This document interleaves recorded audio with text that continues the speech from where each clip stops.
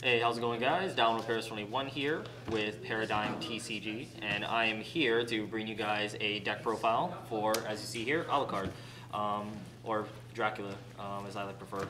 So I say Alucard is arguably one of the best rulers out there in the meta. I'd say definitely a lot of great combos you can take advantage of with the Dracula J ruler ability, and overall just a very, very capable card. So just going over him real quick. So he does have the J activated ability of pay 0. Pretty much you want to ignore the text on this card because it's a little bit confusing, but you kind of want to think the opposite. So essentially what you need to J activate him is you need to control a vampire resonator on your field, and if one resonator your opponent controls is sent to the graveyard this turn and you have a vampire resonator, you can actually perform the J activate to Dracula. So Dracula definitely has some great abilities, which makes him good. So one, of course, he's a flyer, which it's really tough to deal with flyers, I'd say, in this meta. And his imperishable ability is really my favorite thing about him, because there's really no remorse if you do have to make some plays where you do have to sacrifice the Dracula, and just being able to come back over and over again is always very good.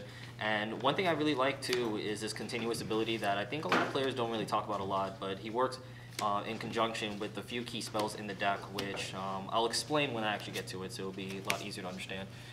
So now moving on to the stones, of course you have your 4 Dark Depth, 4 Scorched Bales.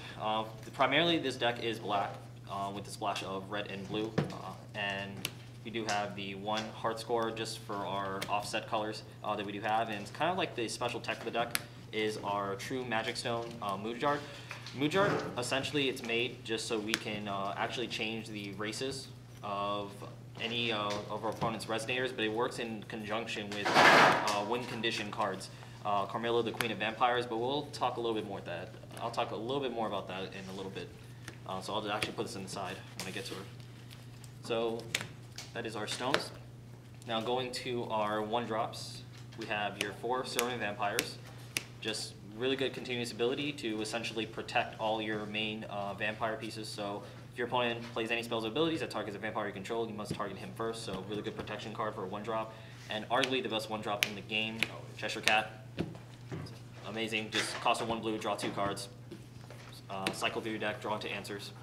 Simple as that. Not much more to explain there.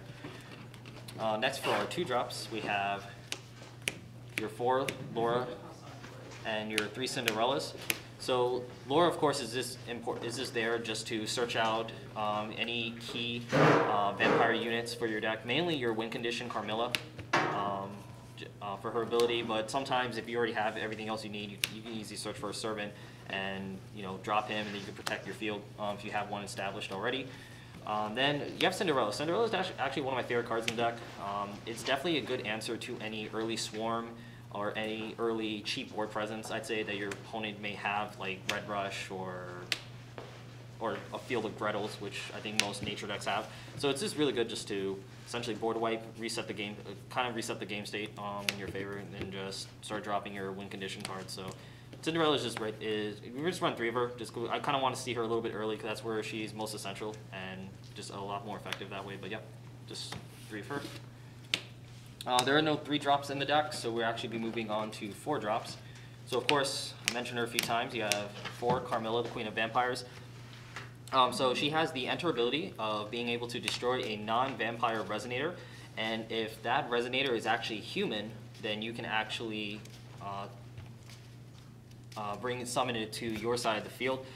So that's really where it works in conjunction with Moodjard, because Moodjard you can actually change anything you want into essentially a human to take advantage of her ability to just start taking your opponent's resonators. So it's basically like just an easy +1 for you, essentially. So pretty much one of your win conditions. Another win condition, of course, also a 4-drop, Mephistopheles. Really, like I say, arguably one of the best cards in the game. Being able to drop them turn 4 just gives a huge problem for your opponent, because there's usually within the first 4 turns, 5 turns, your opponent really can't have too many answers for him, and being a big beater he is, I mean, your opponent essentially is on a clock. So if they can't find an answer for him soon, then, well, he's going to be dead in a few turns. So it's really good. Of course, it's flying. What makes him good is flying. If he does get targeted by any spells or abilities your opponent does try to answer to him with, they do have to pay a cost of 500 life. So they lose 500 life if they try to have answers for him.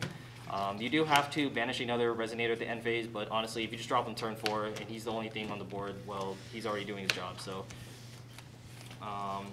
that's your main win conditions.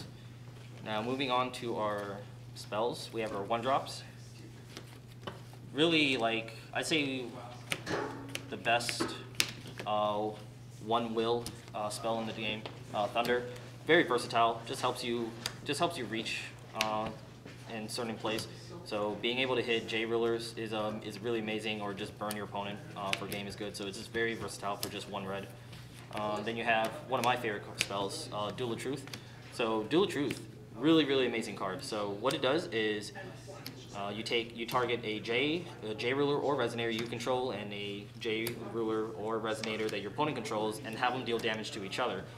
So it actually works amazingly well in conjunction with Dracula. So Dracula's continuous ability is whenever a resonator your opponent controls is put into their field from field to graveyard, if Dracula actually dealt damage to that resonator, you can actually take that creature, you can actually take that resonator, put it on your field, and it becomes a vampire nightmare. So essentially being able to 2-for-1 people with the Duel of Truth, because it is Dracula that is inflicting the damage to the resonator, just an easy 2-for-1. So really works amazingly well in conjunction with Dracula. That's it for the 1-drops. The next for 2-drops, you have your 4 Bloodsucking Impulse. So love this card a lot. It's the same idea as with the Duel of Truth in conjunction with Dracula's continuous ability. You do get like a life gain out of it,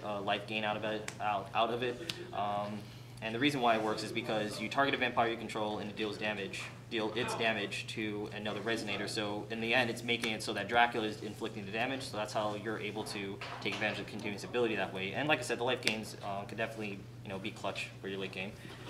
And of course, if Bloodsucking Impulse. Now with Bloodsucking Impulse, you do have to have a vampire on board, but for everything else, I mean, you can just stone it to death for a cost of 2 black. So not much more to it than there. And for our additions, we actually have 3 Demon Castle. So Demon Castle, mainly like it a lot because it does, of course, pump all your vampires up by +2/+2. So your pesky little 1-drop minions or 2-drop Laura becomes 4/4, 5/5, making them more ideal beaters.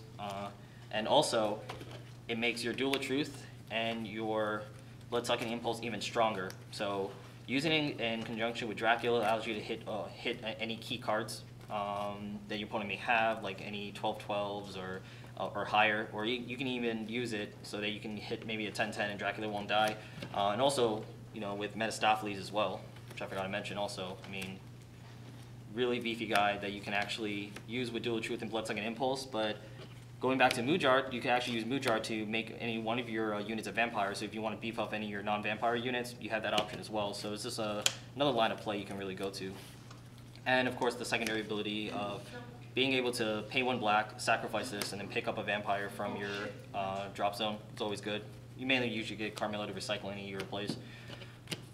And I think that's pretty much it. So I mean, just to review, essentially, your win condition, you have your 2 Mephistopheles and your 4 Carmillas. This is really where you're going to focus the deck around in terms of just your basic resonators. And mainly a lot of your plays for your spells is going to be focused around Dracula and taking advantage of your Bloodsucking Impulse and Duel of Truth. Going for the 2-for-1s, easy +1s to take advantage of that continuous ability.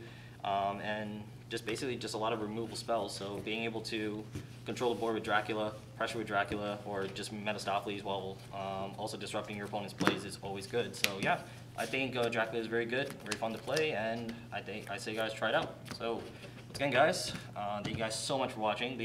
Don't forget to leave a thumbs up for this video, subscribe to ParadigmTcgs, tell your friends, family, everyone, anyone you know plays, and yep, later.